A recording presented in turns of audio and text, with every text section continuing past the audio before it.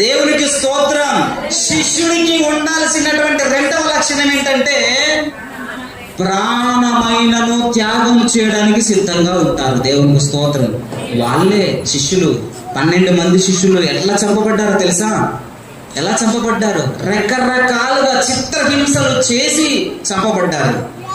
తలక్రిందులుగా సిలువ వేయబడినటువంటి ఆయన ఒక ఆయన, శిరఛేదనము చేయించబడినటువంటి ఒక ఆయన,